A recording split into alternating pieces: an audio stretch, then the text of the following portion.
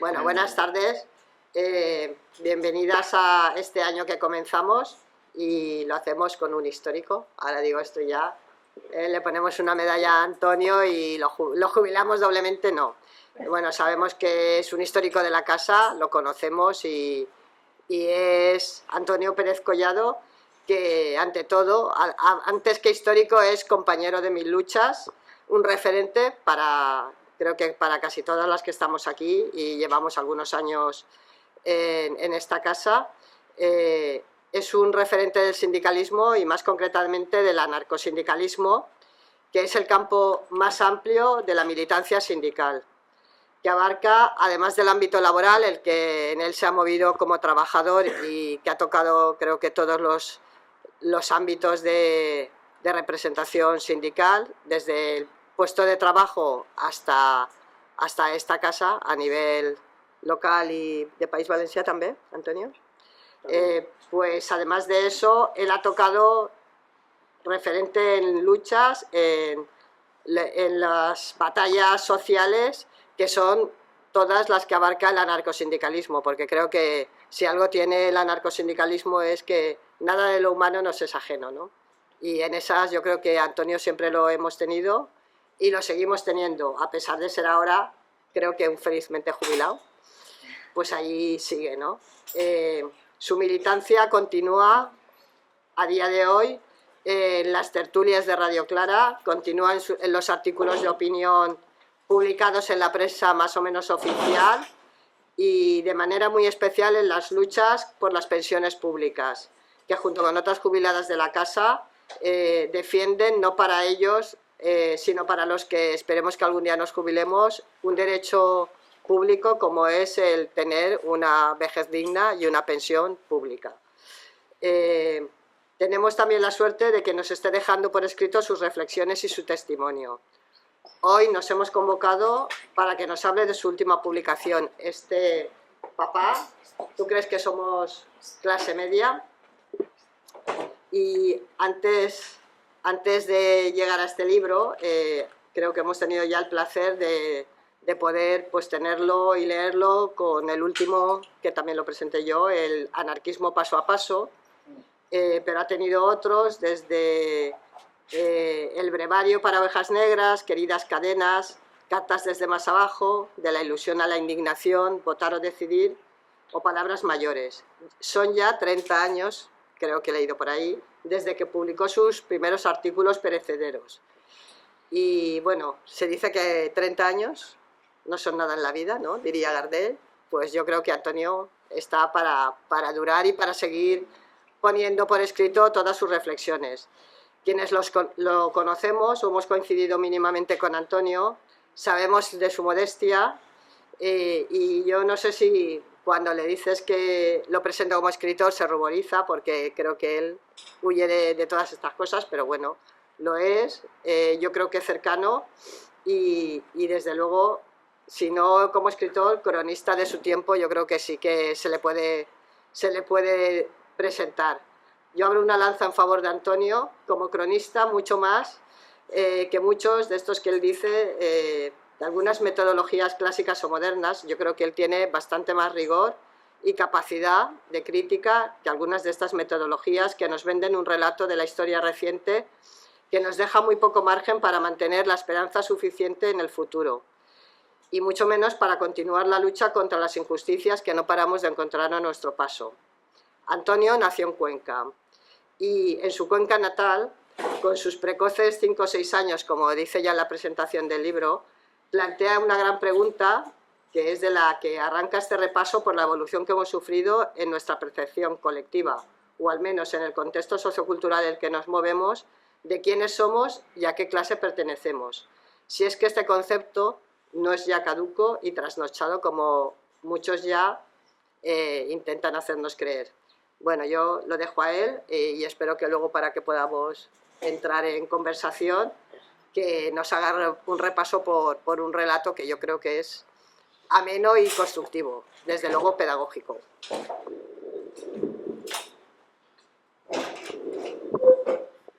Bueno, a ver si lo he colocado bien.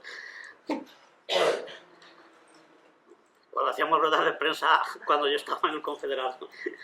Nos daba una pena que nunca había micros, ¿no? Porque vemos en la tele que cuando sale cualquiera, sobre todo si es un deportista, no se ve la cara de los micros que hay, ¿no? Y nosotros siempre teníamos uno o dos como máximo, y uno era de la casa. Bueno, pues aquí tenemos dos y lo vamos a utilizar. En primer lugar, pues buenas tardes y agradeceros a todos, a todas las gentes que habéis tenido a bien venir, pues el esfuerzo de desplazaros hasta aquí y perder aquí un tiempo. Esperemos que no se pierda del todo, sino que sea útil, no por lo que yo diga, sino por lo que podemos intercambiar de experiencias y de opiniones, ¿no? Gracias también a Carmen, que me quiere sacar los colores, que yo era muy tímido y sigo así, igual, ¿no? A pesar de mis 70 y muchos años ya, 72 concretamente. Bueno, pues yo he pasado gran parte de mi vida, no aquí dentro, pero sí en la organización, ¿no? Y en los movimientos sociales, porque yo pues, he entendido que la lucha no se acaba en la sección sindical o en la fábrica, sino que hay muchos otros ámbitos donde también hay que estar, ¿no? Y bueno, pues a través de mi pertenencia al Ateneo Libertario al Margen y colaborar con Radio Clara, también estuve en la plataforma contra la central de Cofrentes, es decir, las luchas que ha habido más activas en cada momento, pues he procurado ayudar en lo que he podido. No tienes tiempo para estar en todo o para implicarte lo que desearías, pero por lo menos echas una mano, ¿no? Y yo creo que ese es el papel que nos toca, ¿no? No limitarnos al convenio de la empresa, porque así no vamos a ningún sitio, ¿no? Hay que estar en todas las luchas y en este momento también, ¿no? Y por eso yo, a pesar de estar medianamente feliz, la felicidad es una quimera, ¿no? Como la anarquía y esas cosas, pero hay que buscarla. Y estoy jubilado, evidentemente me pude jubilar antes de la edad que nos han puesto ahora nuestros compañeros de UGT Comisiones, mucho antes de los 67, a los 61, aunque iba un mes al año a contrato de relevo, pero bueno, que llevo ya 10 o 11 años ya con más tiempo para hacer otras cosas, aunque siempre te falta, ¿no? Piensas, cuando me jubile sí que voy a hacer cosas, y voy a hacer esto y lo otro y luego no lo haces, o sea que lo que os apetezca hacerlo en el momento, que luego no te quedan ganas o no encuentras el hueco. En fin, bueno, pues eso que estaba diciendo, ¿no? Entonces, pues entre otras cosas, y quizá por obligación, me dio un poco por escribir. Igual es que no jugaba bien al fútbol, vamos, jugaba fatal. Y entonces te buscas otras distracciones, ¿no? O para ligar, o para lo que sea, o para pensar. Y lo de escribir es un recurso que, aunque no sepas hacer regates ni tirar penaltis, puedes hacerlo. Y luego también, pues al estar en una empresa grande, porque yo estuve en la Ford casi toda mi vida, empecé en pequeñas industrias del plástico, allí en Alacuas, y luego ya entré en la Ford y allí, pues bueno, allí la forma de llegar a la gente, sobre todo para un sindicato que no tenía privilegios, es al revés, que nos quitaban derechos, pues si no era con octavillas, que llamábamos entonces, cuando éramos semiclandestinos, pues había que escribir muchos comunicados, muchas octavillas y bueno, pues te pones a hacerlo, porque nadie quería hacerlo nunca, o costaba, y te animan, te dicen que te ha salido bien, entonces pues lo haces tú también la próxima. Y empecé a escribir y luego ya también había mucha información que había que replicar, de la que salían los periódicos y eso, ¿no? Y alguna vez ya pues alguien me propuso para Secretaría de Comunicación y pues yo generosamente lo cogía todo lo que me ofrecían, ¿no? Porque aquí en esta casa, cuando te descuidas, pues te proponen para algún cargo. Como no hay sueldo ni nada, entonces yo, que no era muy listo tampoco, pues me los cogía todos. Y he llegado desde secretario de la sección de Ford, que estuve varios años, y luego estuve también en el Comité Confederal de aquí, en varias secretarías, y finalmente ya fui secretario general, y ahí se acabó mi carrera, ¿no? Que te hace también miembro del Comité Confederal de la CGT, con lo cual pues iba mucho a Madrid, en fin, conocía bastante a la organización. Pero eso que decía yo me obligó a tener la costumbre de escribir artículos, y tuvimos una temporada que ya se ha cerrado, desgraciadamente, donde el Levante, al menos cuando yo estuve, ¿no? Me publicaba bastantes artículos de los que mandábamos. A veces incluso los hacía yo y poníamos otro nombre para que no fuera siempre la misma persona. Y bueno, de ahí empecé a escribir y tal, y luego pues de ahí pasas a guardarlos y dices, ¿por qué no hacemos un libro? En fin, esas tonterías, que todos tenemos un ego y bueno, que igual a alguien le puede servir, esperemos que así sea, ¿no? Y he ido haciendo, pues, como ha comentado Carmen, 8 o 9 libros, ¿no? 9 creo que es, bueno, y uno que está a punto de salir, pero tranquilos que daremos tiempo para que podáis leer este, porque se ha producido el feliz, en este caso sí es feliz, hecho de que el Ateneo Libertario al Margen pues ha cumplido en este año que estamos ahora 40 años, que para un colectivo pequeño y libertario es mucho tiempo. Yo he visto nacer y morir muchísimos grupos de menos edad de la que tiene el Margen. Quizás seamos uno de los grupos más, bueno, quitando el sindicato y otros grupos así, pero así de movimientos sociales y de gente alternativa, y eso es uno de los grupos más veteranos de este país, ¿no? El Ateneo Libertario al Margen. Y ahí hemos hecho un libro explicando esos 40 años, no solamente lo que ha pasado en el Ateneo, sino lo que ha ocurrido a la gente de nuestro entorno, con lo cual sale mucha gente que seguramente conoceréis, y también lo que ha ocurrido en Valencia, pues el tema de cómo han ido cambiando las fallas, o el accidente del metro, es decir, todas las cosas que... la vida del barrio del Carmen, cuando era un sitio que daba gusto ir a los bares, no como ahora, en fin, todas esas cosas de Valencia lo hemos contado en ese libro, que lo presentaremos próximamente. Pero en realidad el último oficialmente sería este, que aunque ahora estamos en el 26, pues tiene ya un cierto rodaje, ¿no? En concreto, pues debe andar sobre un año, ¿no? Ahí pone 24 porque se había preparado en el 24, pero no sale en ese año porque nosotros trabajábamos bastante con Grafimar, que era una imprenta de compañeros que estaba en, bueno, primero San Marcelino y luego en Paiporta, ¿no? Y ya ha cerrado, entonces este libro ya no lo hicieron ellos, y hubo que buscar la cobra, bueno, no les ha pasado nada, simplemente que se han jubilado también, y no había gente que quisiera continuar, y entonces Grafimar cerró. Y ahora estamos trabajando con Fanbuena, que está aquí en el río, por el Paso de la Pechina, cuando vas para el centro, se llama Fanbuena, pero luego también tiene una actividad como pequeña editorial, se llama Osadía Ediciones, y hemos llegado a un acuerdo y, en fin, estamos haciendo ahí los libros y también la revista Al Margen. Y entonces este libro pues lo sacamos conjuntamente ahí, y como ya habíamos puesto 24, dijimos, ¿para qué lo vamos a cambiar y vamos a poner 25? Entonces veréis al principio que pone Valencia 2024, pero en realidad tiene como un año así. De todas formas, lo que cuenta da igual que ponga 24 que 26, porque no es la crónica como el Ola de lo que pasa esa semana, ¿no? Sino que son cosas que vienen ocurriendo durante mucho tiempo. Y en fin, también Carmen adelantaba que la idea o el título o la clave para animarme a hacerlo venía de algunas experiencias personales, como la que dice ella, que yo con 5 o 6 años le preguntaba a mi madre si éramos pobres. Claro, mi madre evidentemente me dijo que muy pobres además. O sea que no, mi vida en la clase media no duró ni siquiera un año. De pequeño ya me aclararon dónde estaba mi posición. Y luego también me ha ocurrido pues, en el trabajo con algún compañero que sin darse cuenta o de manera totalmente espontánea, pues dice, nosotros la clase media, y digo, pero por favor, nosotros no somos la clase media, aunque tengamos un sueldo que no es de los peores. Pero bueno, luego después he visto, porque esa conversación con mi compañero, que también cuento ahí en el libro, fue hace muchos años ya, ¿no? Y últimamente eso se produce mucho, cantidad de gente en conversaciones de la familia, o en un bar, o en la cola del autobús, o en las redes sociales que tanto protagonismo tienen ahora, se reivindica clase media sin ningún rubor, ¿no? Y seguramente, pues, su pertenencia a la clase media es bastante discutible, por no decir que en absoluto pertenece, ¿no? Pero claro, no es simplemente que esté equivocado y podamos reírnos de que dice tonterías, es que eso hace que cambie su posición respecto al mundo, ¿no? y a la sociedad, porque claro, no simplemente dice que son clase media, que podría decirlo, bueno, es un capricho tuyo, pues mira, si te hace ilusión, es que eso hace que cambie, ¿no?, de posición y te empiecen a defender cosas que van en contra de él y de todos los demás que somos de su misma condición, porque te dicen que no quieren que haya impuestos, que en realidad los impuestos, pues bueno, aunque sean injustos porque los trabajadores pagamos más impuestos que los ricos, pero en cierta medida con eso es con lo que se pagan los servicios sociales, como la sanidad y todo eso, es decir, que es una participación de lo que tú ganas o de tu riqueza en el gasto colectivo, ¿no?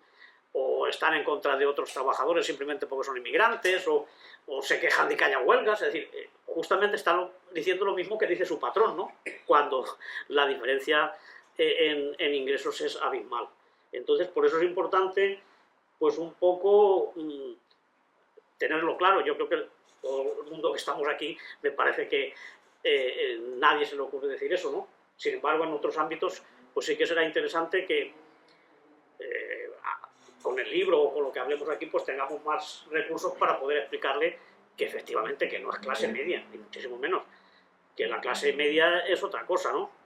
Y entonces, bueno, pues en el libro, aparte de explicar por qué lo he sacado, que es lo que estoy haciendo ahora, pues luego ya se va desarrollando una serie de capítulos, de argumentos para que quede un poco de manifiesto qué es eso de la clase, qué es la clase media, qué son la lucha de clases, todo ese tipo de terminología que a veces la manejamos y en muchas ocasiones pues no solemos pensar lo que significa, ¿no?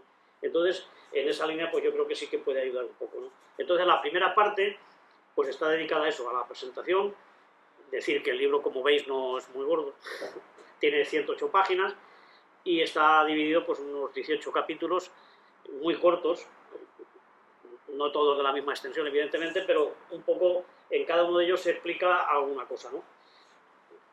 Y en los 5 primeros, pues se explica un poco por qué se habla de clases sociales y por qué se habla de proletariado y estas cosas, ¿no? Que son conceptos que igual ya no se usan tanto, pero que siguen existiendo, ¿no? Y el proletariado, por ejemplo, viene de... No porque lo pusiera de moda el marxismo, ¿no? Que sí, que lo reactualizó, pero viene de la época de los romanos, ¿no? Igual que el salario que venía de sal, porque se pagaba en sal al principio cuando no había moneda, ¿no? Proletariado viene de prole, es que los romanos llamaban proletarios a los que no tenían más que la prole, o sea, solo tenían hijos, no tenían bienes, no tenían riqueza, entonces esos eran los proletarios. O sea, después se volvió a utilizar con el marxismo justamente también para hablar de los que no tenían nada, que simplemente eran mano de obra. No siempre ha habido clases, o al menos como las entendemos ahora, ¿no? Si nos vamos a la prehistoria y todo eso, que son miles de años, millones, al principio no había clases, evidentemente porque la gente pues vivía en tribus, en familias bastante amplias, se ayudaban y bueno, pues igual tenía más protagonismo o más capacidad de decidir el que era más valiente o el que sabía más de caza o vete tú a saber, ¿no? Pero no estaba organizada la sociedad en clases. Al final, pues claro, ya cuando surge la propiedad privada y surge el Estado y ya está el dinero, entonces sí que ya hay posibilidades de que unos se acumulen mucho y manden sobre los otros, ¿no? Tengan la capacidad de imponerse a los demás y hacerles trabajar en su beneficio. Pero como digo, eso ha ido cambiando con el tiempo y no ha sido igual en todos los sitios, ¿eh? Sobre todo lo que nosotros entendemos de nuestro mundo occidental es donde se puede aplicar todo esto que venimos manejando de lucha de clases, del sindicalismo, de la internacional y todo eso que ahora comentaré un poco, ¿no? En otros sitios pues ha habido pues pastores y agricultores, luego ya salen los sacerdotes cuando el hombre, el ser humano quiere entender el mundo y como no lo comprende pues adora a la luna o se inventa seres mitológicos y alguien dice pues yo soy representante de ese dios y entonces te digo lo que tienes que hacer y ya se crean castas, ¿no? La India, por ejemplo, pues aún tiene castas, tiene 4, es un país de los más avanzados, que sabéis que está ahora entre lo más importante del mundo y sin embargo todavía existe el residuo ese de las castas, donde hay gente, los parias, que también se usa en nuestra terminología, cuando te dicen que eres un paria es que no tienes absolutamente nada, ¿no? Pues los parias son los más humildes y los que menos tienen, entonces no hay posibilidad de cambiar de casta porque eso te viene marcado por el nacimiento, ¿no? Bueno, pues luego ya con los romanos pues ya había esclavos y con los griegos también, esclavos y ciudadanos libres que podían decidir y que tenían mejores condiciones de vida. La Edad Media pues surge ya también el feudalismo y los vasallos, es decir, que siempre ha habido unos que han trabajado en beneficio de los otros. Surge la nobleza y siempre imponiendo la obligación de trabajar y de dar tributos al noble o a la orden religiosa a la que pertenecieran las tierras que cultivabas, ¿no? Con el tiempo, pues eso va cambiando y en las ciudades, los burgos que llamaban, que eran las ciudades exteriores, surge una clase que ya, como tiene profesiones y tiene pequeños comercios y tal, surge una clase que es la burguesía que se siente desplazada, ¿no? Y que considera unos inútiles y unos improductivos a la nobleza, que solo hacía que ir de bailes y hacer justas con los caballos, torneos y cosas de esas, y entonces decían que ellos eran los que trabajaban y los que creaban la riqueza, aunque ellos tenían gente a la que pagaban, evidentemente, había gente mucho más pobre que ellos. Y se producen distintas revoluciones, siglos XVII, XVIII, donde son las revoluciones burguesas que lo que hacen es engloban a toda la gente, pero en realidad luego lo que consiguen solo es para la propia burguesía, como ocurrió con la Revolución Francesa, ¿no? Que al final pues le dan la vuelta y se crea otra casta que ya participa en la dirección, digamos, de la sociedad, ¿no? La nobleza y la realeza le cede un espacio para que ellos, a través de sus partidos y de sus organismos, pues puedan ya participar también en la dirección de la sociedad. Y ya mucho después, esto es ir dando saltos y además saltos de sin eje, ¿no? Con la revolución industrial pues ya se produce un cambio para nosotros, para la gente que nos dedicamos a interpretar la historia del movimiento obrero, importantísimo, ¿no? Con la revolución industrial pues ya se necesita mucha mano de obra, se hacen fábricas más grandes, entonces hay que desplazar mucha gente del campo, que no sean ya agricultores, y llevarse a las ciudades para que trabajen en las fábricas, que es cuando ya nace el proletariado, que es muchísima gente que solo tiene su fuerza, sus brazos para trabajar, y que vive en barrios que le construyen en malas condiciones, sin derechos, sin infraestructuras, para que estén cerca de la fábrica y puedan contribuir al enriquecimiento del capital. Entonces ya se crea o surge pues un proletariado, una clase trabajadora, como queramos llamarla, y una clase rica, o explotadora, o capitalismo, ¿no? Y en esas luchas pues surgen dos formas de entender la necesidad de que esos trabajadores tienen capacidad, porque son muchos, y si se unen pueden cambiar no solamente su condición de trabajo, sino incluso la sociedad, los destinos de la sociedad. Y a partir de ahí, pues con mucha lucha y con mucho sacrificio, porque los patronos no quieren que los trabajadores se organicen, surgen los sindicatos o agrupaciones de trabajadores, tenían muchos nombres al principio, luego se acaban haciendo sindicatos, y en 1864 pues ya todo eso confluye a nivel internacional en la creación de la Asociación Internacional de Trabajadores, que es donde venimos nosotros, de la IT, que pretendía agrupar a todas las organizaciones obreras y además encabezar la lucha por un mundo mejor, por cambiar el mundo totalmente.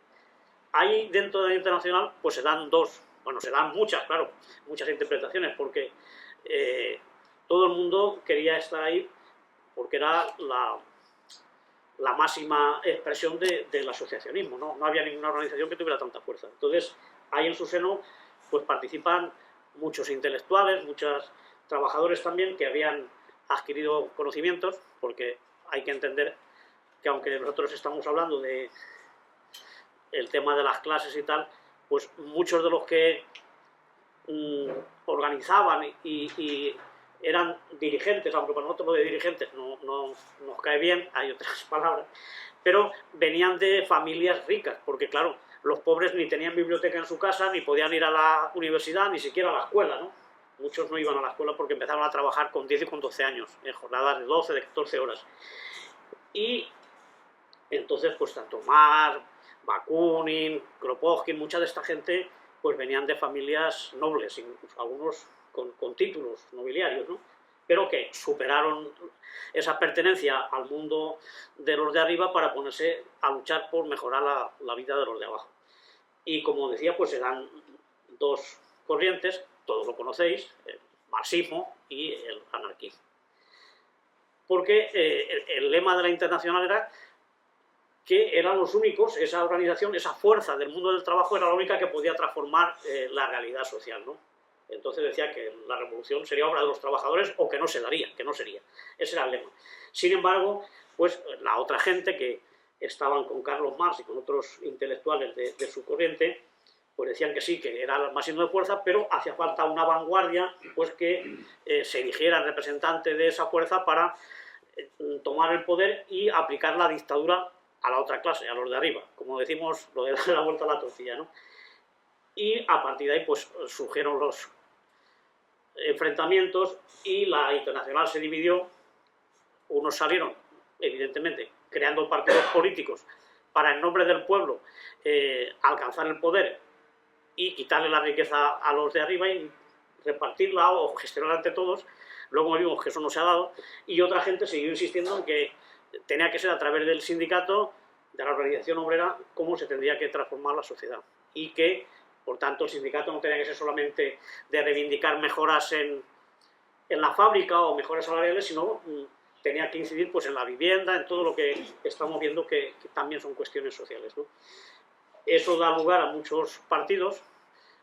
Algunos todavía tienen la poca vergüenza de mantener la O y la S en sus siglas, Partido Laborista, Partido Socialista, Obrero, pero bueno, eso es residuos de aquella época, ¿no? En realidad hoy ninguno plantea esas cosas, simplemente dicen que a través de las elecciones burguesas pues que se puede llegar al poder e ir haciendo leyes más progresistas, lo de progresista también nos suena un poco, y ahí olvidar totalmente el tema de la revolución. Por nuestra parte tampoco es que hayamos conseguido todo lo que queríamos, evidentemente ha habido revoluciones, intentos, que por lo menos mientras han sido en ese proceso de crear la revolución sí que han cumplido con las expectativas que se tenían, ya sea la Revolución Mexicana, la misma Revolución Rusa, la Revolución Española, es decir, sus primeros meses pues, fueron realmente de participación y de gestión de toda la gente, de los asuntos que le incumbían. Gobiernos los había simbólicos, pero prácticamente no tenían ninguna capacidad de imponer criterios. Luego, con el tiempo sí que los gobiernos republicanos sí que van conquistando o reconquistando todas esas parcelas y al final acaban imponiéndose ellos otra vez, creando otra casta dirigente, no ya el capitalismo, pero el capitalismo pasa a ser de Estado, ¿no? Como hemos visto pues, en casos bastante cercanos históricamente, ¿no? Desde Rusia, Vietnam o el país que me queráis poner, incluso Corea del Norte, si me apuráis. Por tanto, decir, ninguna de las dos corrientes ha conseguido el objetivo de hacer la revolución, pero en ese camino estamos. Bueno, pues luego ya los otros capítulos del 6 al 10 se intenta explicar por qué nosotros, sin haber conseguido hacer esa revolución, hemos cambiado tanto, ¿no? Y nos sentimos ya parte del sistema, ¿no? Y bueno, pues eso ha sido gracias a la manipulación a la que el capital, que dispone ahora de muchos más medios, pues nos ha ido sometiendo. Entonces nos ha integrado en su pensamiento de tal forma que defendemos pues, prácticamente las mismas cosas, ¿no? El consumismo ha sido algo fundamental. Es decir, cuando empieza la revolución industrial, pues las fábricas tienen tanta capacidad de producir cosas y se inventan tantos artilugios que ya no es suficiente con que los compre la burguesía o la nobleza. Tiene que ser también los trabajadores que empiecen a consumir. Por eso se inventan los coches, como vemos en la portada del libro, se hacen neveras, se nos da la posibilidad de que tengamos incluso casas en propiedad, es decir, se le da a los trabajadores unos bienes y unos recursos que no habían tenido hasta entonces.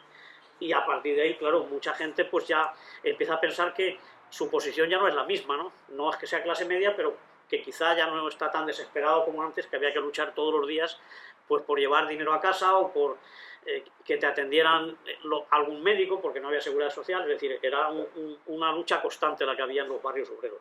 A partir ya de estas épocas, cuando se integra a la gente, que se hace a través también a través de la colaboración de algunos sindicatos y de algunos partidos, la socialdemocracia juega un gran papel para domesticar a los trabajadores, pues se va renunciando a esas consignas de hacer la revolución y transformar el mundo, ¿no?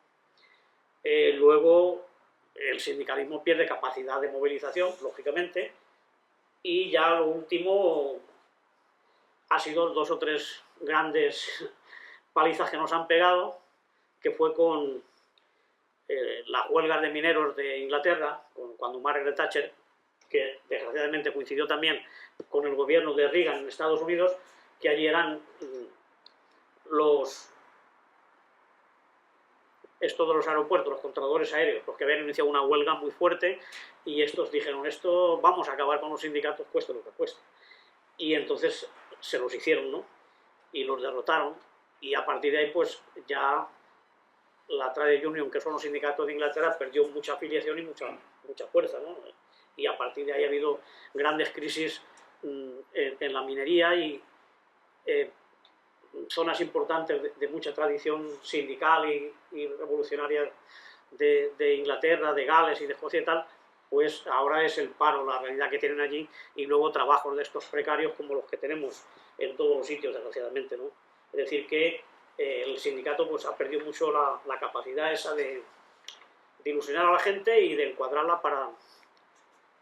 para conseguir cambiar el mundo y que haya justicia social. A ver por dónde el papel. Bueno, y luego intento pues explicar un poco del 11 al 15, como veis ya estamos más por la mitad. Ahí lo que hago es, con varios ejemplos, un poco explicar cómo todo eso ha contribuido también en el aspecto político, en la movilización, pues la izquierda ha renunciado un poco a su papel, ¿no? Con independencia de que se llame progresista o se llame revolucionario. Bueno, revolucionario creo que de los partidos que están en el arco parlamentario ninguno tiene la R. Los que la conservan todavía están fuera. Y parece que por bastante tiempo. Eso ha sido efecto de todo lo que se comentaba de la integración. Porque los partidos, digamos, de izquierdas, para entendernos, pues siempre han tenido una cierta vinculación y en algún caso directa con el sindicalismo, ¿no? En el caso de Inglaterra, por ejemplo, fue la Trade Union la que creó el Partido Laborista, o sea que no es que fuera el partido que de transmisión del sindicato, como podía ocurrir aquí con la UGT y el PSOE, ayer al revés. El Partido Laborista era una rama política de la propia Trade Union, que es donde están todos los trabajadores, porque allí es diferente a España, ¿no? Allí solo hay un sindicato, una organización, que es la Trade Union, y luego hay sindicatos de rama, ¿no?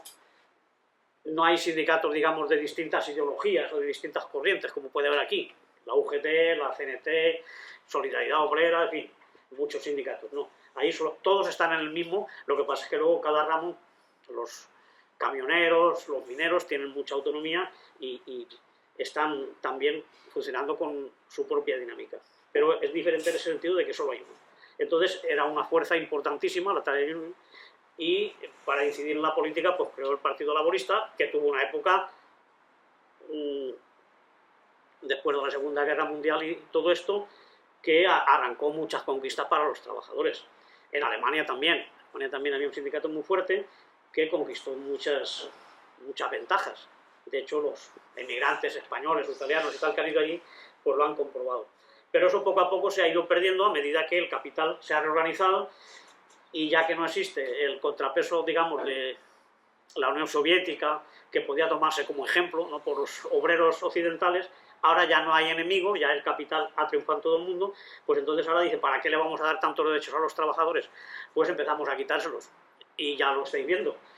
Nos quitan salario, cada vez se come más, el aumento, el IPC casi es más alto, incluso lo oficial, porque hay un IPC real que es bastante más elevado, ¿no? Pero incluso teniendo en cuenta ese IPC oficial, casi nos quedamos pata a pata. Si sube el IPC el 3, pues a ti te dan el 2,5, te dan el 3,1. Es decir, que estamos, y antes siempre pedíamos, cuando yo estaba trabajando, 2 o 3 puntos o 4 por encima del IPC, para un poco recuperar, ¿no? Ahora ya, básicamente ya de salida pides el IPC, y luego la empresa pues siempre te quita algo. Entonces, el partido, pues a medida que el sindicalismo ha ido perdiendo ese empuje, pues también se ha adaptado a estos cambios, a esta sociedad del pensamiento único, y ahora lo estamos viendo que hay una crisis absoluta, ¿no? La izquierda no da alternativas, menos la izquierda que vemos en los telediarios, ¿no? Y están desesperados porque la gente pues no lo vota, o incluso votan a otros partidos que son mucho peores, evidentemente, pero que hay que entender que la gente está desesperada y que ya no confía en nadie, porque nadie está dando realmente alternativas para transformar el mundo, que era la misión histórica de la izquierda, ¿no? Y a partir de ahí, pues, estamos viendo un ataque a los servicios sociales, absoluto, ¿no? Se está privatizando todo, los salarios cada vez son peores y hay otras formas de explotación, pues como las empresas de trabajo temporal, las subcontratas, el teletrabajo, esto de los repartidores, que dice que eres tú autónomo, aunque se han ganado sentencias, afortunadamente iban a tener que contratarlos. Pero es decir, formas en las que tú mismo te autoexplotas, tienes que poner la furgoneta, pagar las averías, es decir, una forma que ya no te da para vivir. O sea, que hoy ya tener un salario no es garantía de poder vivir con un mínimo de dignidad. Y en ese sentido, pues, es que se está dando esta situación tan precaria, ¿no? Y ya por último, pues, se explica un poco la historia de lo de la clase media, de cómo hay distintos baremos para poder considerarse clase media, pero que desde luego un trabajador que vive de su nómina, salvo que sea un directivo, no puede ser clase media. Creo que hay varias interpretaciones. El Max Weber, creo que era, decía que en la clase media se podía incluir también los trabajadores de cuello blanco, que esto en los países anglosajones pues son los directivos, los jefes de las plantas y gente técnica que tiene unos salarios muy altos, ¿no? Y bueno, también por gente que tiene propiedades, que tiene acciones, que tiene recursos, que aun teniendo que trabajar, quizá no necesariamente, pero sí que puede vivir y vivir con soltura, con solvencia y sin agobios. Esa gente sí que puede considerarse quizá clase media, ¿no? Luego hay otra versión un poco más moderada, que es la que utilizan aquí, porque aquí últimamente hasta hay gente del gobierno y incluso de la izquierda que habla de clase media trabajadora, que ya no sabe si es que hay una clase media dentro de los trabajadores también o que hay una clase media que trabaja. Y siempre la ambigüedad, claro, por eso luego mucha gente se agarra al discurso ese de la clase media. Pero la OCDE pone como ejemplo, un poco así por encima, de que clase media sería aquella gente que tiene unos ingresos entre el 75% y el 200% del salario medio de un país. Pero claro, eso, en el caso de España, pongamos por caso, pues los del 75% estaremos hablando de 1.200, 1.250 euros. Eso no puede ser clase media. Quizá la parte alta, que serían 3.000 y pico, casi 4.000, pues igual sí puede tener unos condiciones que se puede considerar clase media, pero en todo caso, tener una casa, que hoy ya no está al alcance de todos los trabajadores, lo que hace un 20 o 40 años sí que era un símbolo de los trabajadores, pues tener una casa, tener un coche, poder tener vacaciones, cosas así, hoy ya es bastante más difícil. Y hay trabajadores que no tienen casa y que incluso no pueden pagar un alquiler, aun trabajando. Ya no es estar en el paro, sino incluso trabajando, no llegan a esas condiciones. Por tanto, pues que hablemos, o que haya gente que habla de clase media, porque tiene la suerte de tener un empleo y unas condiciones que se están deteriorando, pues eso no te hace clase media, porque bastará que pierdas el trabajo, que se cierre la empresa, cualquier cosa, para que eso lo pierdas. Y la hipoteca te sigue llegando y al final te desahucian y puedes acabar en la calle como ha acabado mucha gente. Que toda la gente que vemos por ahí que duerme en la calle no son todos drogadictos ni cosas de estas, ¿no? Aunque también tienen derecho los drogadictos a estar ahí, ¿no? Es gente que ha perdido por un golpe de mala suerte, pues, o de enfermedades o de cosas, se ha quedado sin trabajo y lo ha perdido la casa, ha perdido todo. Entonces, no somos clase media, evidentemente, y aunque fuéramos, tampoco pasa nada, porque yo creo que la pertenencia, y ese es el final del libro, pues dice que aunque te sientas clase media o incluso aunque lo seas, tu clase tiene que ser la de aquellos que luchan por la justicia y por las libertades y tal, ¿no? Que es lo que entendieron, como decía, pues Bakunin y Kropotkin y muchísima otra gente, que aun siendo burgueses o incluso en nuestro mundo libertario hemos tenido médicos como el doctor Ballina o intelectuales, profesores de universidad, que se han situado claramente al lado de los currantes, que incluso han perdido derechos, han perdido la vida en algún caso, porque los fusilaron, por desgracia, muchos de ellos, pero sabiendo dónde tenían que estar. Entonces es lo que yo le diría a esa gente que se cree clase media, con muy pocas bases reales para que lo confirmen, pero bueno, que en todo caso lo que hay que hacer es luchar, ¿no? Y estar ahí. Y ahí, como siempre te piden que des propuestas o que qué alternativa hay, pues yo humildemente pienso que es la misma de siempre, ¿eh? Aunque hemos fracasado o no hemos conseguido lo que queríamos, que es diferente, una cosa es fracasar y otra cosa es que no te dejen llegar a todo lo que soñabas, pero sí que es importante entender lo que se pensaba en la Primera Internacional, ¿no? Que sigue habiendo muchísima clase trabajadora, los trabajadores seguimos siendo mayoría, tenemos muchísima fuerza si nos juntamos y entonces pues hay que trabajar ahí. Y el anarcosindicalismo, para eso estamos aquí en esta casa, pero bueno, otra gente tiene otras explicaciones del mundo, lo ha entendido eso siempre y la CNT y la CGT y todo el movimiento libertario ha considerado que no solamente había que cambiar la realidad en la fábrica y conseguir mejoras salariales, que son importantes, y seguridad social y todas estas cosas que nos están quitando. Defender eso es importantísimo, pero también incluir entre la lucha, entre los objetivos del sindicato, pues asuntos tan importantes como los que se están viendo, ¿no? Tema de la vivienda, de los emigrantes, el cambio climático,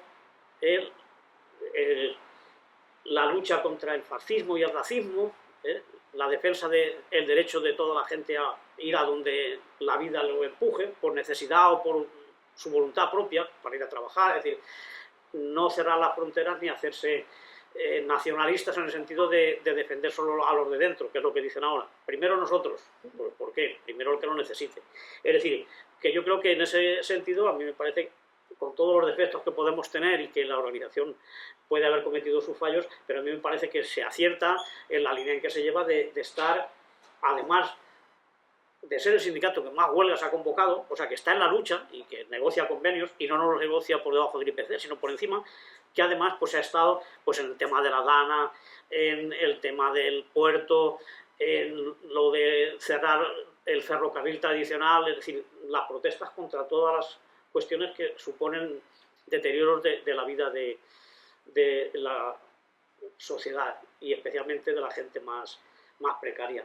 Y yo, mi recomendación, ahí lo pongo, es que con independencia de que tengas un sueldo bueno o mediano o realmente seas clase trabajadora, tu sitio tiene que estar con los que luchan contra las injusticias. Tú, aunque por un momento puedas disfrutar de un sueldo envidiable, eso no hace que tengas que ser insensible a las miserias de los demás y que por tanto pues lo que hay que luchar es por compartir esos derechos y por mejorarlos.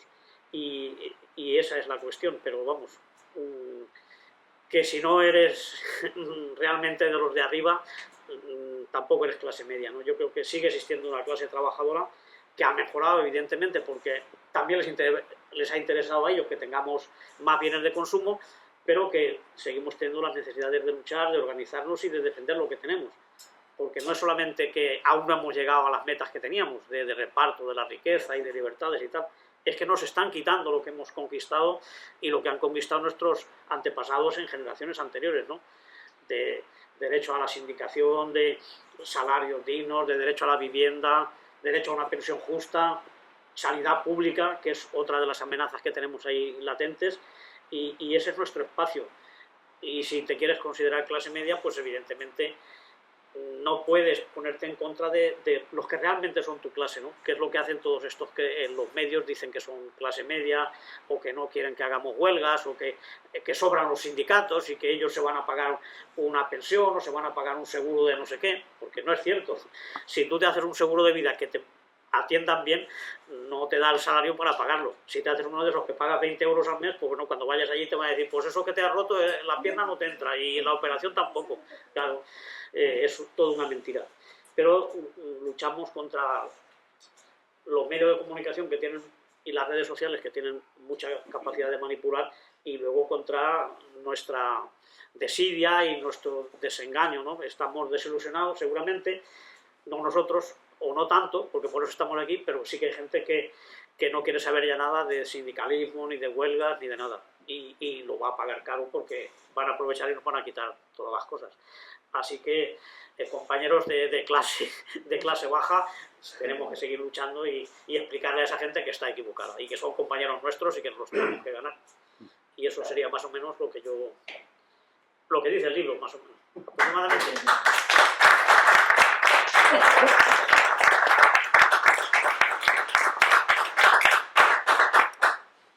Bueno, pues nada, hablemos. Porque aquí nadie hay de clase media, ¿no? Y si hay alguien que ha dicho que tiene aquí un sitio. Sí, sí, el 42% de la ciudadanía de aquí, llamémosle España o Estado, lo que queráis, se considera clase media. El 42%, es decir, no es real, eso es muchísimo menos, no hay tanta clase media. Porque ya no sería clase media, si la mayoría es clase media se piensa que sería sumar lo de abajo y lo de arriba y sacar la media, ¿no? Como eso lo del medio pollo. Pero es un... Quizá las personas que tengan que depender de un sueldo para vivir, esa es una clase trabajadora, la clase asalariada o la clase media sería la que había comentado anteriormente, de que no le hace falta los recursos de trabajo para vivir. Entonces, yo creo que se consideran el 42%, pero evidentemente no lo son. No lo son. Claro, si tú tienes 6 pisos y tienes varias casas y tienes un buen sueldo y luego también para determinar la clase media hay que contar también pues la zona donde vives, los estudios que tienes, si tienes ahorros, si tienes mucho dinero en el banco o si tienes acciones, no es lo mismo que si solo estás cobrando 3.000 euros pero porque haces horas extras o porque ha venido un golpe de suerte en tu empresa, pero eso se acaba. Tú tienes que tener, como dicen en el pueblo, el riñón bien cubierto, ¿no? Para ser clase media. Y si te viene un golpe lo puedes afrontar. Y puedes trabajar o no, porque claro, también los ricos dicen, no, es que lo mío también es trabajo. Bueno, puede ser que sea trabajo, pero no tienes que vender tu fuerza para comer ese mes, ¿no? Es decir, tú eres, yo qué sé, dentista o abogado, o tienes lo que hay ahora, grandes tenedores de pisos y cosas de estas que van sobrados. Es diferente a que tú tengas un buen sueldo, por lo que sea. Si solo tienes el sueldo, yo creo que puede ser bastante determinante de dónde empieza una cosa y acaba la otra. ¿qué? Sí, lo que pasa es, claro, que si eso justamente es lo que se ha perdido, es decir, entre la propia clase obrera ya no existe esa idea de conjunto y esas ganas de cambiar el mundo, pues poco vamos a poder explicarles a los que se dice que son clase media, porque tampoco... Sí, nosotros la conciencia podemos tenerla, pero muy difuminada, es decir, ya también nosotros nos han desarmado, ¿no? Ideológicamente y de proyectos, y ese es el problema, que no podemos reflejar frente a ellos lo que nosotros somos. En otras épocas sí que la gente veía a los obreros que en los barrios se organizaban, cómo se ayudaban unas familias a otras, cómo hacían una huelga, cómo hacían huelgas de solidaridad, cómo ayudaban a gente de otros países que estaban en conflictos. Entonces eso se veía y se vivía. Entonces era un ejemplo para la gente que estaba afuera, pero ahora es que eso no lo tenemos. Sí, hay pequeñas ínsulas que resistimos, ¿no? Pero no es el mismo caso. Entonces es mucho más complejo y desde luego, claro, lo importante es lo que tú sientes y lo que piensas, porque tampoco es que hay una división automática, es decir, tú por nacer aquí eres esto y eres lo otro, es decir, luego está tu voluntad personal de ser y de pertenecer, y por tanto tienes razón, evidentemente, tú puedes tener dinero y puedes estar peleando porque la gente viva mejor, ¿no? Y puedes tener muy poco y ser un miserable y robarle a otro que tiene un poquito más que tú, es decir, no saber quién es realmente el enemigo. Y ese es el drama que tenemos en estos tiempos. Yo creo que también, que no sé si el relato de la conciencia, no sé hasta qué punto el enemigo principal no ha salido de dentro, que han sido las socialdemocracias, con lo de la posibilidad del estado del bienestar, que fue un proyecto y que posiblemente estuvo bien, pero que nos ha hecho bajar la guardia, o sea, creernos que podemos, igual que yo me planteo a veces incluso algo que he defendido, o que en algún momento te crees el relato, por ejemplo, de la meritocracia, de pensar que podemos llegar. Tú lo pones muy bien con la idea del hacerse a sí mismo americano, de que piensas que el chico que vende periódicos acaba dirigiendo el país, pues aquí sin llegar a tanto relato, pero sí que hemos entrado, incluso desde la gente que pensamos que tenemos conciencia de clase, en pensar que algo puede... Que trabajando duro, que el hijo del obrero puede llegar a la universidad, que en algún momento nos igualaremos, y que ahora la gente pues ha llegado a creer, se está desengañando, de que si tienes una carrera y un máster, pues es que resulta que el que está posicionado arriba aunque no valga para nada intelectualmente, que no sé si es tampoco lo más importante, es que tendrá 1000 carreras y 1000 másteres siempre más que al que le cueste mucho sacrificio. Entonces yo creo que ese relato ha venido incluso desde dentro de la izquierda, al margen de todo el relato de los poderosos, que es el pensar que podemos ahí arañar y entonces el relajarnos y el montarse todo el sistema, el estado del bienestar, y cuando estábamos tocando y estábamos relajados es que nos lo están haciendo y estamos atontados ya en el individualismo, pensando cada uno pues ya en creernos eso, que uno solo se puede salvar, a poco que tenga un sueldo y que no será el no pensar que eres trabajador, porque no te ensucias las manos.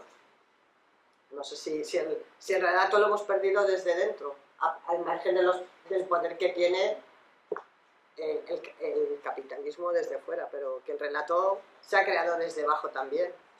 No sé. Sí, tiene parte de coherencia eso. De hecho, sobre todo en las grandes empresas, luego pasó también a la administración. Unas tácticas que sacaron los japoneses, que eran los grupos de trabajo, la nueva organización del trabajo y todas estas cosas, donde lo que se trataba era de crear competencia entre los mismos trabajadores para ver quién subía más, ¿no? Eso en América está muy puesto, ¿no? El individualismo, ¿no? Es decir, tú eres tú contra todos los demás y cuanto más mejor es tú, aunque sea pisando al compañero, pues vas a subir en la empresa o en la escala social. Y eso también ha calado mucho. Y nosotros allí en la Ford y en todo el sector del automóvil lo trabajamos bastante en la lucha contra la nueva organización del trabajo, que era eso, no se basaba en la solidaridad y la lucha contra el jefe, sino al revés. Tú podías dar ideas para mejorar y esas ideas a veces suponían perjudicar a otros compañeros, ¿no? Pero claro, a ti te daban un premio o te ponían un cuadro allí en un tablón para que vieran que tú habías dado una solución, una sugerencia. Entonces se daban sugerencias que incluso iban en contra de tus propios intereses o de tus compañeros. Y eso ha calado mucho. Y sí, se da la falsa idea que a veces nosotros también hemos sido los primeros que hemos renunciado a que nos llamen obreros, ¿no? Tú dices a un obrero y casi te saca la navaja, ¿no? Que yo no soy obrero. Claro, y eso antes no, eso antes se asumía y era incluso motivo de orgullo, ¿no? Pero por toda esa serie de cosas y la posibilidad de que salgas de tu clase o que asciendas son muy limitadas. Hay estadísticas, claro, falsas como todas, pero bueno, alguna razón tienen, que dice que el 92% de la gente que ha nacido pobre o clase trabajadora va a morir ahí, por mucho que estudie y por muy majo que sea. Y también el 90% de los que han nacido millonarios, aunque sean unos bandarras, aunque sean unos golfos, siguen viviendo y mueren ricos. Sí puede haber uno que se funda toda la fortuna porque no hay nadie que lo controle, no tiene un administrador, pero aun siendo un bandarra, los ricos mueren ricos, incluso más ricos. Y los pobres, pues sí, puedes comprarte un coche si tienes suerte, pero poco más, y obtener una casa en propiedad, pero sigues viviendo y mueres como has sido. O sea que no hay muchas posibilidades de ascender y de salir de tu clase. El problema del sindicato que presenta gente que no está afiliada. También, claro, es el nivel. De decir, no estás afiliado, no te presentas por DGT. No estoy centrándome en un sector. No, es decir, lo digo en plan general, sí, en general. Cómo está la situación, ¿no? Pero lo digo para que veas el nivel medio. Sí, es decir, hasta nosotros que somos militantes pata negra, aceptamos que gente que no tiene ninguna ideología y que no está con nosotros, para sacar un delegado, lo metemos en la lista. ¿Cómo vamos a preguntarle de qué clase Claro. ¿Qué clase pertenece? Claro. Por favor. Sí, que otro golpe importante fue el mayo del 68 también, porque aparte de los estudiantes de la Sorbona y tal, que ahí estaban todos nuestros políticos, parece ser, todos estuvieron ahí, había muchos obreros y hubo una huelga general que tenía ya de rodillas a De Gaulle y a todo el gobierno, a todo el Estado francés. Y los sindicatos pactaron, firmaron ciertas mejoras, es cierto, conquistaron cosas para los trabajadores franceses, pero la revolución, el mayo del 68, a partir de ahí se acabó. Aguantó unos días más, pero ya con los estudiantes solo no podía aguantar. Es decir, que ha sido un proceso de renuncias constantes. Y claro, pues ahora estamos donde estamos. Pero yo creo que hay que seguir estando, con sindicato o sin sindicato, porque el sindicato tampoco lo es todo, ¿eh? De hecho, gente libertaria ha estado en contra del sindicato, o sea, aquí ha habido, y en otros países los anarquistas no están en los sindicatos, o están de forma, les da igual en la trade union o en cualquier sitio, pero ellos tienen sus grupos de acción social y no son sindicalistas, simplemente están pues, por el tema del trabajo, ¿no? Y aquí había mucha gente que consideraba que el sindicato en sí mismo ya es reformista, ¿no? Porque lucha por mejorar las condiciones, simplemente. Que otra gente dice, no, no es cierto. Nosotros lo que hacemos es estar ahí, pero para ganarnos a la gente y llevarlas hacia posturas revolucionarias, como se hizo aquí en el 36, que llevaban ya casi un siglo de intentonas, de proclamas de revolución, y la gente tenía una preparación absoluta. Estaban por la revolución. De hecho, a Franco le costó años de represión, fusilamientos, esconder la historia para borrar esa huella. Es decir, no como otros sitios que la gente cambia el régimen y automáticamente se integra en el nuevo, ¿no? Aquí hubo muchísima gente que jamás hubiera aceptado estar con el franquismo, ¿no? Y sí, se la cargaron, se tuvo que exiliar. Es decir, que la gente sí quería la revolución y había tomado conciencia, pero había costado muchos años, claro, y por tanto, los que decían que el sindicato sí servía, pues también tenían razón. Es decir, a través del sindicato también puedes lanzar ideas de revolución. Hay sindicalistas que solo quieren hacer sindicato, ¿no? La USO, bueno, puedo decir casi todos los demás, ¿no? Pero el sindicalismo de la CNT, el sindicalismo de corte libertario, no solamente quiere hacer reformas laborales y mejoras en el salario, sino que eso es un instrumento para ganarse a la gente y contar con un sector que sigue siendo el más importante de la sociedad, la clase trabajadora, que a lo mejor, y con esto me paso a otro tema y acabo enseguida, aquí estamos viendo este desastre, ¿no? Y que ya mucha gente pues son trabajos que se hacen desde casa, trabajos muy técnicos, con 3 carreras, es decir, que es difícil ya que esa gente pues baje a la barricada, digamos, ¿no?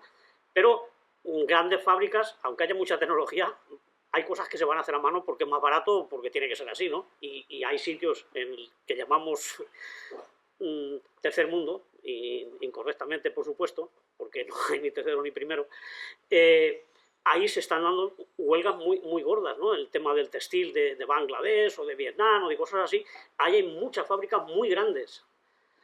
Por ejemplo, en Vietnam, casi todo lo que ponemos Made in Japan, que veíamos antes, cámaras de fotos y todo eso, sí, será hecho en Japón, pero está hecho en Vietnam, porque tú vas allí y ves una fábrica grandísima, ¿no? Y entonces allí hay muchos trabajadores. Entonces, la forma en que esa gente tome conciencia y al verse que tienen fuerza, pues hace que se hayan, últimamente en Indonesia y en otros sitios, se están dando huelgas muy importantes. O sea que quizá nosotros no somos el centro del mundo, no tiene por qué ser la vieja Europa donde se va a hacer la revolución, que también aquellos se equivocaron, los padres, que decían, la revolución se va a dar en los países más industrializados, en Alemania va a ser la revolución. Pues no, o fue en Rusia, que era agrícola, o fue España, que también era agrícola, es decir, o México, es decir, vete tú a saber lo que va a pasar. Pero bueno, hay que estar ahí, claro, y aunque estemos en un mundo que ya se ha despersonalizado y tan insensible como este, es nuestro sitio y nosotros aquí pues tenemos que aportar lo que podamos, lógicamente, no tenemos que rendirnos. Creo yo. Quería, porque en algún capítulo nombras, y yo creo que si tiene que ser en sindicatos como los anarcosindicalistas, porque como tú apuntabas, el anarcosindicalismo no tiene solo la idea de mejorar las condiciones laborales, sino que se extiende a todos los ámbitos sociales. Pues sí que comentabas en algún capítulo los grupos que ahora hay que mirar a las mujeres, que somos la mitad de la población, ya a las alternativas sexuales como modo de libertad, sin la que no se entendería tampoco el anarcosindicalismo, y a otros grupos, a los inmigrantes y tal. Y lo que no sé es ahí cómo casa, porque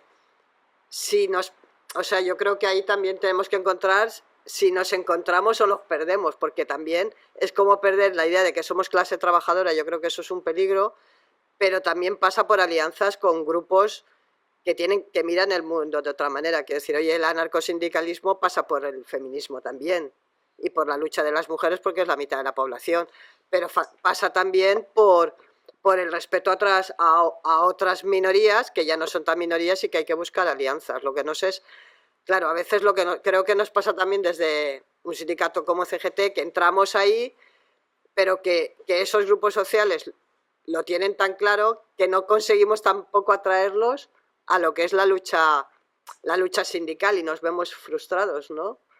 No sé, Porque tú los nombras, pero es verdad que entramos en acción, pero eso, que luego de pronto, pues a lo mejor estamos por los migrantes, pero a lo mejor porque los migrantes tienen unos problemas muy gordos, no conseguimos atraerlos a la lucha también a nuestra casa, o el feminismo, o no sé, ¿cómo casamos eso? Sí, eso es parte del mundo moderno, que estamos muy ocupados y parcelados en lo nuestro, y luego también de recelos por malas experiencias que ha habido, ¿no?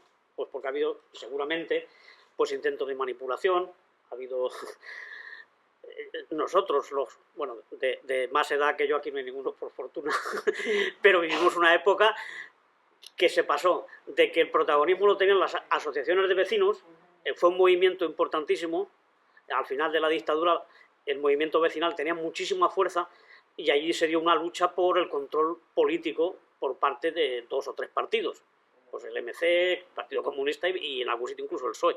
Y por llevarse la lucha a su terreno se destrozó ese movimiento y muchísima gente ya no quiso saber nada más, ya se retiró y no participó en nada. Y las asociaciones de vecinos, quitando alguna honrosa excepción, como puede ser, yo que sé, la del Barrio Cristo, la de Nazaret, algunas que quedan, y sobreviven porque han llevado otro funcionamiento, pero las que se dejaron dominar por la junta directiva, y ahí estaba la guerra por llevarse la junta directiva, traían 40 para votar cuando se elegía la junta directiva, luego esos 40 ya no volvían en 5 años, porque era controlar, y entonces eso la gente no lo ve, pero el movimiento vecinal fue muy importante.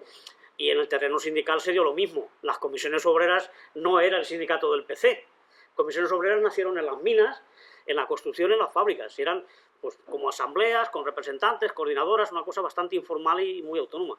Pero el Partido Comunista, la ORT y el PT y estos se pelearon por controlar las comisiones obreras y hubo excisiones. De ahí salió el Sindicato Unitario, que os sonará alguno, y la CESUD. Es decir, cada partido quería tener su sindicato. Entonces ha habido experiencias muy negativas y muy de querer coger protagonismo para llevarlo a tu molino, ¿no?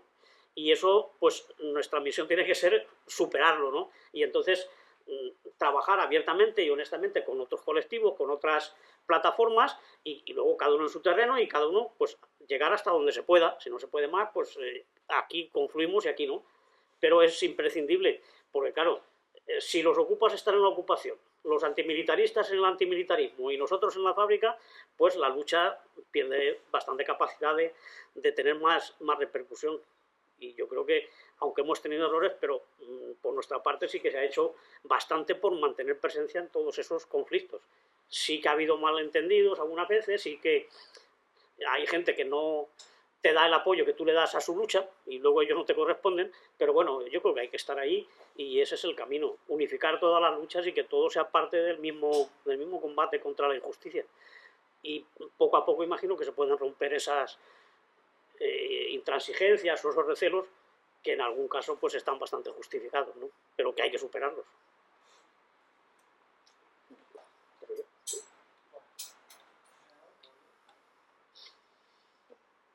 Bueno, pues tú eres la jefa. Animaros, no quiero decir no animaros a hablar, sino yo creo, bueno, yo la verdad es que yo lo había leído y salía esperanzada. Me parece didáctico, me parece, bueno, yo personalmente para que se lo lea, para que lo llevemos a los institutos, ¿no? Vamos a hacer una ronda de presentación, por ejemplo. Siempre he pensado que por empezar por los que tienen todavía el futuro por delante, ¿no? Ya, claro, no estaba, yo ya lo sé para lo que nació la escuela, pero de todos modos alguna brecha podemos abrir, ¿no? Como cuando se cuenta la historia y queremos que también se hable de la revolución del 36 desde el punto de vista de los anarquistas, por ejemplo, alguna cosita, porque si no, no vamos a ver si vamos a tener el rayo de esperanza. Yo también soy crítica con la escuela, pero no, digo, claro. Depende de determinados profesores que sí que quieren hacer esas cosas y que pueden hacerlas si quieren, aunque no lo pongan en el programa. No es el sistema educativo. A nosotros nos invitaban a un instituto de Chirivella, allí hemos ido varias veces, Chirivella no, Picaña. Y al Jordi Sant Jordi también habéis ido porque hubo en un momento... Es complicado, pero yo creo que alguna brecha de esperanza hay que abrir y hay que abrirla en espacios que no sean solo donde vamos nosotros. Lo que pasa es que es verdad que a lo mejor, pues por ejemplo, la gente joven, yo creo que lo que estoy acordándome de la charla de Taibo, que decía, ¿y dónde están? Pues es que tienen otros espacios, a lo mejor tenemos que admitir que no están aquí porque están en sus espacios. Yo creo que alguna esperanza tenemos que tener, ¿no? Yo Pues nada, un placer. creo que hay que recomendarlo a gente más joven, yo lo voy a recomendar. A ver si las jóvenes nos sacan de Y si podemos ir a esto en los lo que estamos, institutos, ¿no? Los mayores. Hay que volver a los institutos Claro. y a los debates de la tele también. Bueno, y si no, porque además- hay que estar en todo. Y a estar en los debates, en las presentaciones y en los ateneos también. Yo creo que eso es algo también que se ha perdido. A ver qué quiere la compañera. Carmen. Bueno, pero por lo que dice la compañera, y rompiendo una lanza en favor de los jóvenes, que yo creo que hay que romperla, Sí, sí. que ese grado de pasotismo o de cansancio o de tal, también se da entre los mayores, ¿eh? Que yo conozco un montón de gente que se ha prejubilado con 55 años y una salud de hierro y dice que ya no está para nada. Y yo he visto abuelos aquí que habían hecho la revolución, que habían estado en Francia en el exilio y que venían al sindicato con 70, con 75 hasta que pudieron andar y han estado siempre militando, no solamente en el sindicato, en muchas cosas, pero aquí dice, no, yo ya es otra cosa, ya me dedico a lo más placentero. Tienen la excusa de los nietos al colegio, pero eso es un ratito. Después de llevar niños al colegio puedes tirar bombas si quieres y asaltar bancos. Eso digo yo. Vale, nos tienes que firmar, ¿eh? Bueno, vamos. Pasamos a las firmas. Venga, pues nada, muchas gracias de nuevo y hasta Y hasta el próximo. Esperamos el próximo.